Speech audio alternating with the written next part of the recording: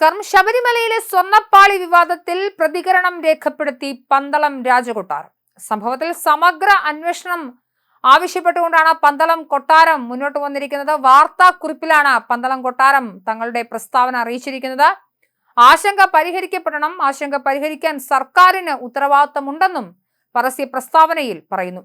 ചെന്നൈയിൽ നടത്തിയ സ്വർണം പൂശൽ ജോലികളിലും നിലവിൽ സംശയങ്ങൾ ഉന്നയിച്ചിട്ടുണ്ട് പന്തളം രാജകൊട്ടാരം. ഇത്ര ചുരുങ്ങിയ കാലത്തിനുള്ളിൽ എങ്ങനെ നിറം മങ്ങിയെന്ന കാര്യത്തിലും സംശയങ്ങൾ ഉന്നയിച്ചു. ഉണ്ണികൃഷ്ണൻ പോറ്റിയെ വിശദമായി ചോദ്യം ചെയ്യണമെന്നും പന്തളം കൊട്ടാരം ആവശ്യപ്പെട്ടു കഴിഞ്ഞു. വിജയ് മല്യ നൽകിയ സ്വർണ്ണപ്പാളികൾ നഷ്ടപ്പെട്ടോ എന്ന് പരിശോധിക്കപ്പെടണം. 2019 ഒരു നടപടിക്രമങ്ങളും പാലിച്ചിട്ടില്ലെന്നും പന്തളം കൊട്ടാരം അധികൃതർ അറിയിച്ചു. അതേസമയം ശബരിമലയിലെ സ്വർണ്ണപ്പാളി വിവാദത്തിൽ വൻ വെളിപ്പെടുത്തലാണ് കുറച്ച് മണിക്കൂറുകൾക്ക് മുൻപ് വന്നത്. 1999 ദ്വാരപാലക ശില്പങ്ങൾക്ക് സ്വർണം പൊതിഞ്ഞിരുന്നുവെന്നാണ് വിജയ് മല്യ നിയോഗിച്ച വിദഗ്ധന്റെ വെളിപ്പെടുത്തൽ.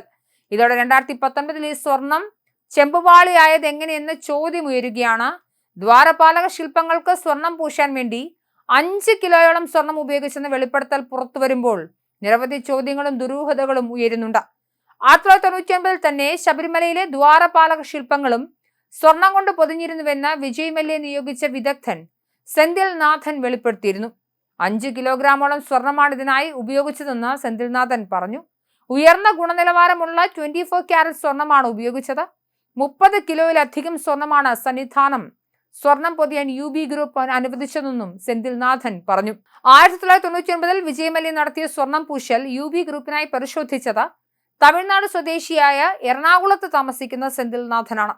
തിരുവിതാംകൂർ ദേവസ്വം മരാമത്ത് ഓഫീസിൽ നിന്നും ദേവസ്വം വിജിലൻസ് കണ്ടെടുത്ത സുപ്രധാന രേഖകളാണ് സ്വർണ്ണപ്പാളി തട്ടിപ്പിന്റെ വ്യാപ്തി പുറത്തു കൊണ്ടുവന്നത്. 1999 വ്യവസായി വിജയ് മല്യ 33 കിലോ സ്വർണം ഉപയോഗിച്ചാണ് ശ്രീകോവിലും വാതിൽപ്പാളികളും ദ്വാരപാലക ശില്പങ്ങളും അടക്കം സ്വർണം കൊണ്ട് പൊതിഞ്ഞത്. എന്നാൽ 2019 ഈ സ്വർണ്ണപ്പാളികളെ രേഖകളിൽ ചെമ്പുപാളികളാക്കി മാറ്റിയാണ് വീണ്ടും സ്വർണം പൂശാൻ സ്പോൺസറായി ഉണ്ണികൃഷ്ണൻ പോറ്റിക്ക് ദേവസ്വം ബോർഡ് അഴിച്ചു നൽകിയത്.